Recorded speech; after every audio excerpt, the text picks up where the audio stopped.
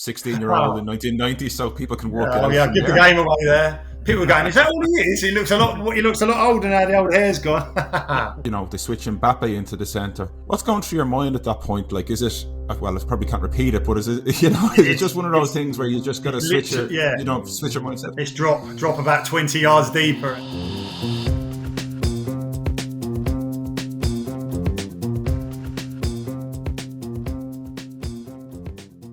Griezmann is the word for France in an outstanding display for Deschamps champs. A semi-final proves one hurdle too many for Morocco, despite a fierce effort from the Atlas Lions. We're joined by Irish Independent Soccer correspondent Daniel McDonald in Qatar and former Irish international Gary Breen. And if we start with you, Dan, despite a dreadful start, Morocco certainly gave their legions of fans something to shout about. They did, yeah. I'm in the stadium still here, just to give the live early hours of the morning feel. Now, I will say, to be fair, there are some French fans still going down there, but they just don't get the same love as the Argentine fans in the stadium after a game an hour later, because there's only around, I'd say, 250 of them. Now, they are surrounded by security, and they're sort of getting into it. There's just not enough to add to the colour of the tournament, but you couldn't hear them at full time. Like, at full time, I don't know if it came through on the TV, that even in the minutes before the end, there was this sort of round of applause from the Moroccan fans that went round the stadium, and at the full-time whistle, like, okay, naturally the French players celebrated, but it was quickly taken over by the Moroccan applause, and the loudest roar was when they went to acknowledge their fans. I mean, it was well flagged that they were going to have more fans here. They in fact didn't get as many fans here as they wanted. There were 7 flights laid on that were cancelled on the day. Still some empty seats here, and albeit where this game is, right, it's a nightmare of a stadium to reach from Doha. It's sort of like imagine trying to get from Dublin to Dundalk, but without any real public transport at all. It's that length of journey, and I was going to say something smart about Dundalk then, but I won't, because I'll be killed. I can't go home. I was going to say you'd have to go through RD. Yeah, I was going to say you can't go home, but no, I mean, there's a lot of fuel in this part of the world too, but no, it's a hard place to get to, a bit chaotic in some ways. So I'd imagine there's probably a lot of Moroccans in the country who would have found it hard to get here by some of the reports that are going around the place. But they created a good atmosphere. Their team created a good game. I feared for it after 5 minutes, I have to say. That whole sense of Morocco, their strength is keeping the game level for as long as possible. But in fairness to them, they gave it a hell of a go. And what I love about them during the competition is that they lose a big player and they make a sub. And okay, it weakens them in certain ways. I'm sure it does on the pitch to lose your captain, or to lose a Bayern Munich player, or to lose Aguerd, who's been excellent. But they generally tend to keep the sum of the parts around the same. And there was some lesser known players who were excellent. So I enjoyed them. But in saying that, I suppose it's the final we possibly expected at the start of the week. Yeah. Gary, France did what they had to do, really. I mean, there was a lot made of the Moroccan defence going into the game, but it was France's defence that stood firm. And in Antoine Griezmann, they had a defensive midfielder. He's like doing a good Kante impression. He seemed to be everywhere in that new role of his. It's amazing. We were saying about that if you think about Griezmann from this World Cup to the last one, he's an offensive player, he's getting goals, he gets strikes on goal. This time round, he's this defensive linchpin of the team. And not only that, he's still adding that ability going forward, that brilliant run to create that goal early on, just spinning the defender and getting him behind. But it's that quality. He just connects the whole team from defence to the attacking outlet. And Griezmann, you have to remember, he's been struggling for games at club level recently, but I suppose we shouldn't be that surprised about how diligent he is off the ball, bearing in mind he's worked at Atletico Madrid for so long and how hard-working they are. But nevertheless, I think he's up there, for me anyway, for one of the players of the tournament. I know the headlines will certainly be Mbappe and Messi in the final, but he could do something special and take the crown himself. He's been unbelievably good. Mm-hmm. Dan, in the ground itself, sometimes I think with players in that kind of position, it can be hard to see on TV just how much ground they're covering. Was it noticeable in the ground, the positions that he was getting into, and you can see from up on high? Ah, it was, yeah. I mean, I was pretty much in row Z here. I was in like the tactics board position. That's where the Irish were dispatched here.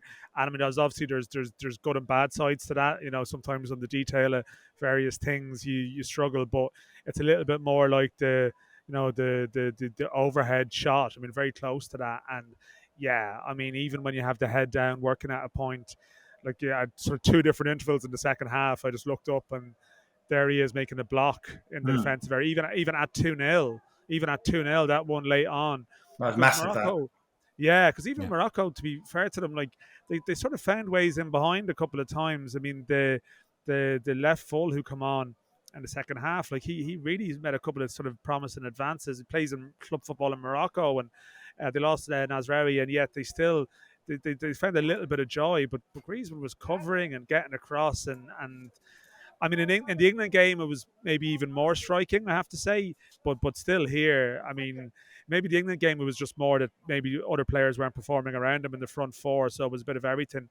Like here, it seemed to be the defensive contributions. I mean, I don't know. Like I don't know what you think, Gary. I mean, are you impressed by France? I mean, this is a very basic question, but like there seems Yeah. to be like they seem to sort of almost divide opinion for a team that's 90 minutes away from doing something extraordinary in terms of Well, back-to-back World Cups. yeah, and I think it's a really valid question to ask because we were saying prior to coming on air here is that you feel like that you're always going to get a chance with France, and certainly Morocco had those opportunities late on, and you just feel that they're not that convincing in certain aspects of their game, and notably defensively. And I think that left-hand side can look like a weakness at times because of the fact that Mbappe is so brave, stays up the pitch, doesn't come back and help out.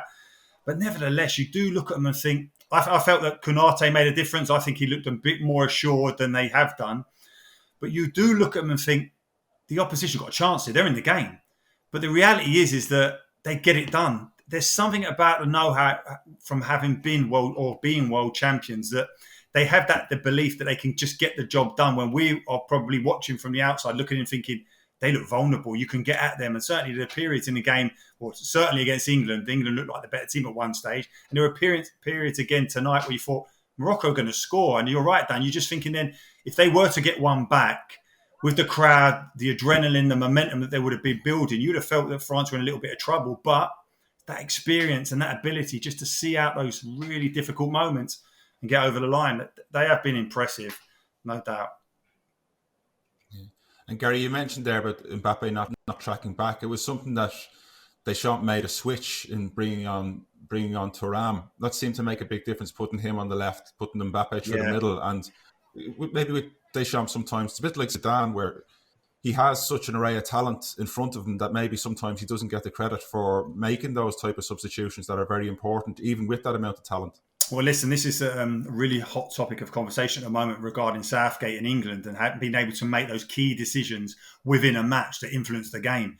And Gareth Southgate, talking about being in World Cup semi-finals before the finals of Euro, has looked at someone like Deschamps and said, well, listen, what has he been doing? What is the difference? And you're quite right, Aidan. That was a key decision because it just looked like that with Morocco having to chase the game, they're going to get more men forward. It looked like they were getting a little bit exposed down that left-hand side. And we know that's a weak side for France anyway in a team that has so much talent. But that little bit of an adjustment and just bringing Thuram on the left-hand side, putting Mbappe through the front, just settled them down a little bit and just allowed them to get a little bit more control and certainly that threat. And then you see the bits of skills that Mbappe produces. I mean, wow. When he gets in those tight areas, he is electric. Mm-hmm. Dan, you've seen Mbappe a couple of times in this World Cup now. Are you more impressed by him as it goes on? I mean, he didn't have his best game against Morocco, but again, produced a moment that just finished the game off. Yeah, I mean, it's a strange one. Like he was, in some ways, he was involved in more big moments tonight than he was in the England match. You could say, like as he left his footprint on the game a little bit more. I mean, the England game was borderline disappointing. Like even though like he still like did make that run across the pitch that did lead to the first goal. So like he did, and in some ways like England were very, very clearly conscious of Mbappe at all times. Even sort of Kyle Walker at times was checking back a bit. So I suppose he influenced the game without necessarily being madly impressive. That little switch inside, as you mentioned, as you flag it rightly, like that gave him a little bit more of a chance here. Now there was that sense that he might actually been injured at one stage too, that he might have been slightly inhibited by that injury after the Amrabat challenge. Like he's a thrilling player to watch. Like, I mean, I think with Mbappe, just some of the noise around him and some of his club antics and some of the various things would tend to make you not that well disposed towards him. Like, I think you might even have made the point, does he get the same protection from referees that other big name players do at times? But he just has that ability to take off over like 5, 10, 15 yards. Like the whole stadium just erupts and is lifted by it. And I mean, he's 23. Like, I mean, I feel like I was one of the things I was very fortunate to do was see him 4 years ago when he was really, I mean, he wasn't an unknown then, right? Like, people should have known, but just the sense of that Argentina game, ironically enough, I mean, it's almost brings it onto it perfectly. Like, one of the best games I've ever attended in my life, that game in Kazan, the 4-3. And I remember, like, Argentina were a lot more of a rabble in that competition, really. They were a little bit all over the shop. I mean, Croatia had scored 3 against them. They found a little bit of luck to get through. And when you think that people talk about France in that competition as maybe being almost a little bit dull in some ways, right, in terms of description, and yet they were still involved in a 4-3 when you think about it, like, a sort of a iconic game. But there was one moment, like, where I think Pogba just knocked it like a 50-yard ball over the top, and Mbappe just had the chance to get the afterburners on, and it was incredible. It was incredible. And you still always believe he can burst into that at any moment. So I don't know, am I more impressed by him? I mean, I think that the point is that because of his club stuff, we don't maybe see a huge amount of it. And even when you see him for PSG, I know Gary made the point last week in his column even that maybe PSG isn't built around them in the way that probably how France operate is, that you probably get to see him in a better light for France, definitely. But also, I think, to be fair, like, he's played in some dreadful results for France this year. I haven't seen all those games, but I'm guessing that he's a little bit more switched on by these games too. Gary, if it isn't too stupid a question, as a centre back, like, when you're spending an hour marking Giroud and then you've got to, they switch Mbappe into the centre, what's going through your mind at that point? Like, is it, well, I probably can't repeat it, but is it, is it just one of those things where you just got to switch your mindset? It's drop about 20 yards deeper and literally be tagging the goalkeeper behind you. But no, that's the challenge, isn't it? You've had a real physical battle up against Giroud, and then suddenly this flying machine's up against you. It's difficult to adjust, and I think collectively, as a defensive unit, it's so important how you do adjust. But Dan was saying, and a couple of occasions tonight, Mbappe was flying, and it was only because Hakimi had that similar pace that he could just get in and lean into him in the last moment in a couple of opportunities where he'd have been in on goal. So that threat's there. But I think that although Giroud got taken off with about half an hour or so to go, I think he's going to be a key player in this final, because I'm not sure that those Argentinian defenders are going to be comfortable with the crosses that come in the box against him. I think that he could really expose them. I think that would be a major part of that game. Mm-hmm. How do you see it going, just having taken in the 2 semi-finals? Argentina were probably more impressive than France were, but at this remove, how do you see it going? Do you know what, Aidan? It's one of those where you're kind of looking at the game, you're thinking, okay, there's a weakness there, they can exploit it, and then you counter that with another argument. Certainly you're thinking about Alvarez, Messi operating in that advanced right-hand side, running in behind the French fullback. I think they can get a lot of joy there. Of course they can. Whoever gets control of that midfield, how influential will Griezmann be? If they get crosses into the box, Giroud will cause the Argentinians centre-halves problems. I genuinely believe that. And I've looked at that kind of defensive unit at the beginning of this tournament, despite the fact they came into this competition with 36 games unbeaten. And I still looked at Otamendi, Tagliafico, and just thought, could you win a World Cup with those defenders? But the reality is that I'm probably judging them more on their club football as opposed to when you put on that national shirt. Now, I should know that more than anyone, is that when you put on your country's shirt, it does elevate you to another level. And they have been able to be good and look reasonably sound in a way that they never do in club football. So perhaps they'll see it through. But I don't know. This game could go either way. It really could. Listen, in terms of what would be interesting, Aidan, they're not sure if they get. I'm not sure if it's been delegated to Mbappe yet. The second goal in terms of the assist, they weren't. They were kind of making a decision whether they give it to him. If they do, that means he's got 5 goals, 3 assists, exactly the same as Messi. So that head-to-head is built perfectly for this game. And I think in terms of the World Cup and what you're talking about, I've always believed that Messi is the greatest footballer of all time.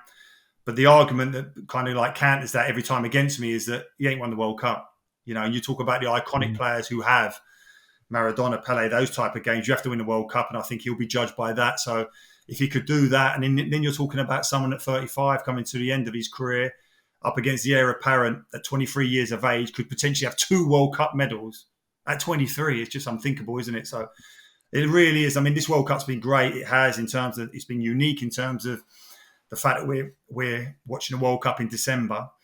But I think it has, in terms of as a spectacle, in terms of all the shock results, the supporters, the colour we've seen, Morocco, those type of guys getting so deep in the competition. I think it's going to be a fitting final between these 2 teams. And can you call it at this stage? Are you gonna, or is it too early? Will you change your mind as the days go on? I think I'll dissect it over the next couple of days and try and work out tactically what each one will do. Because if you think about it, the Argentine coach has changed it quite a lot, hasn't he? He's played different formations at the back, in midfield, and I think he stumbled across the fact that Alvarez, over the likes of Martinez, has made a massive difference to this Argentinian team in terms of giving them that real energy up front, which at the same time then allows Messi just to walk around. And this is why I'm in awe of this player, and as the greatest ever, in my opinion. The guy can walk, and sometimes not even walk, just stand still, and he just creates havoc around him by doing it. He is unbelievable.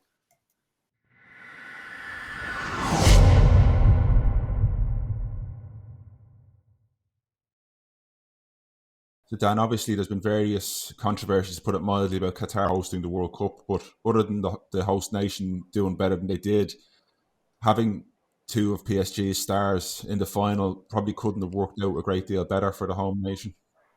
Yeah, I think so. I mean, I think the fear that they all had when Argentina lost their opening game, of course, was, I mean, the stat for a team opening their losing game and going far is grim. In fact, I mean, I remember writing it myself. Like, Spain are the team that have managed to do that in recent memory. They were an exceptional side, and they did it. And I sort of didn't think that Argentina could be classified as an exceptional side. Now, maybe it's just that there isn't any exceptional teams around at the moment, and it was possible to do that. Or maybe it's just a stat that means nothing, like, and it's just one of these things. Like, trends can sometimes exist. Sometimes they mean something, sometimes they don't, and yeah, for the organizers here, Argentina and Morocco would have been noisier, certainly, but I think in that sort of sense of they want the eyes of the world on this global match that sort of stirs the senses, Mbappe against Messi, both of whom, of course, are on the books of a club that Qatar own, basically. So, I mean, there's obviously good angles to that from their perspective. But it's a genuine heavyweight clash, like, in the traditional sense of the word. The semi-finals weren't heavyweights, even though that's disrespectful to the achievements of Morocco and Croatia. Probably underestimates them, but we probably have this image in our own mind of these heavyweight sort of clashes that you see on computer games that people set up, Argentina v France. Like, these games don't happen often. 2 teams, like, one team from different confederations, like different continents, different parts of the world. It's a classic World Cup final. Yeah, no, it should be very much one we look forward to. Even, Gary, just before we let you go, the 3rd and 4th place game, they're not normally worth a great deal, but Morocco and Croatia will probably be 2 countries who will be probably going for it just for the honour and glory of winning their final game of the World Cup. Oh yeah, without a doubt, and the kind of passion that they have playing for their countries, and to finish 3rd at the World Cup would be an incredible achievement. No doubt about it. I know we talk about Croatia being at the last final, but I mean, to what they've done with that, virtually what appears to be the same team, an aging team, it's still remarkable. You think about Modric at 37, it's amazing. But I think they'll be going. I think so often the disappointment must be so great. I mean, it's disappointing to leave the World Cup at any stage, but to lose the semi-final must be gut-wrenching. But I'm sure both teams will be up for it. Just it'd be interesting to see just how many players are fit and available for it, because, as Dan said, the Moroccan defensive unit was just decimated today, wasn't it? One player pulls out just before the game starts. The captain just in the first half, a 3rd defender out of that defensive unit at half time. So they're up against it. But as Dan said, those guys who come in done remarkable, and I expect Croatia to do the same. Whoever gets that chance to play, I'm sure they'll be desperate to do well. Gary, can I just ask you, I mean, not to overlap with what we've talked about previously, Who have you enjoyed watching the most at this World Cup? Like, what's been the get up off your seat moment? Well, I think the biggest things in terms of getting off my seat has been the shocks throughout the tournament. Dan, the underdogs really upsetting the kind of the normal order as such. I've thoroughly enjoyed watching that. In terms of players, Griezmann, I've really been impressed with him, as we said earlier, of course. But I was just saying to Aidan there, the thing for me, I've argued this my whole life since I've seen Messi play, that I believe he's the greatest player of all time. But the problem you have is that you always have the argument counted against you, is that he hasn't won the World Cup. And you feel now that he could potentially do that and cement that iconic status as the best we've ever seen, well, certainly the best I've ever seen. So it does have a fitting kind of ring to it. But at the same time then, as he's coming towards the end of his career, you've got the new heir apparent in Mbappe, who could potentially have 2 World Cup medals at 23. It's incredible. So I've really enjoyed this World Cup. I felt going into it, the build-up wasn't long enough to really get excited about it. But as soon as it started, and notably, Dan, as you said, that defeat, that Argentina, you felt, wow, this World Cup's up and running now. And they showed unbelievable character and togetherness, because at times you've looked at that Argentinian setup in previous World Cups and just felt, are they a collective? Are they kind of like all really digging into play against each other? Or are they? I know there's Messi as an iconic player in their team, but was there other players who wanted to be the top man? It looks like they're desperate to do well and to bring that trophy back to Argentina, as France will be as well. So that's why it's such an amazing final this weekend. Right, like we've had this point, like, all politics is local and all football is local. As the Irish fan in you, do you watch this and take anything from the competition? Is there take any encouragement from some of these underdog performances? Is it relevant? Is it deflating? Like, what's your sense watching it? Do you think we're close, or we've never been further away? Well, you always feel, Dan, when you're not there, you feel so far away. And you were saying about towards the end of the game tonight, and there was a bit of a solemn acceptance from those Moroccan fans that it was over. And I saw there were shots of the crowd. You were saying how it came across on telly. There was shots of like women in tears, young boys in tears. And what it immediately made me think of was, as a 16-year-old, and I was in tears when we lost to Italy and Schilacci's the rebound, because you feel at that moment in time, we could beat Italy, we'd be in the semi-finals of a World Cup, and then anything could happen. It's those type of moments. It's all about momentum in these competitions. And then, of course, you fast forward all the time, those years later when I'm playing, and you lose that penalty shootout, and you're in tears again as a grown man this time, because of the fact that you felt, if we won that penalty shootout, we could potentially have, South Korea in the quarters, potentially Germany in the final. We would have fancied our chances. So I've looked at that, and certainly from afar watched those supporters and the heartbreak and remembered it. But at the same time, I'm looking at it and thinking, we have to be at these tournaments, Dan. We have to. The green, our colour has to be there. This World Cup's been amazing in terms of the noise and the colour. And you're thinking, yeah, can you imagine our fans there and the noise and the colour that we'd have there? So I think certainly as a retired player, I would expect that all our lads are thinking, we have to be there. And all our coaching staff, because all our supporters think it, but certainly those people who have got the ability to get us there, this must have really fueled their fire, because playing for Ireland is the dream. Of course it is. But it's always playing for Ireland at a World Cup. That's the dream that I had as a kid, watching those guys in 1990, those pioneers. I think these players now we have, and anyone who's potentially going to be around in 4 years' time, that has to be their desire. Absolutely, Gary. That's been great. Thanks for joining us in the World Cup throughout the tournament, and a belated happy birthday for this week. You mentioned 16-year-old in 1990, so people can work it out. Yeah, give the game away there. People are going, is that all he is? He looks a lot older now. The old hair's gone. Thank you. I thoroughly enjoyed it. It's been great talking to you guys, and although we're not over there, it's been great talking to Dan and hearing all the stories. So I thoroughly enjoyed it. Thank you both.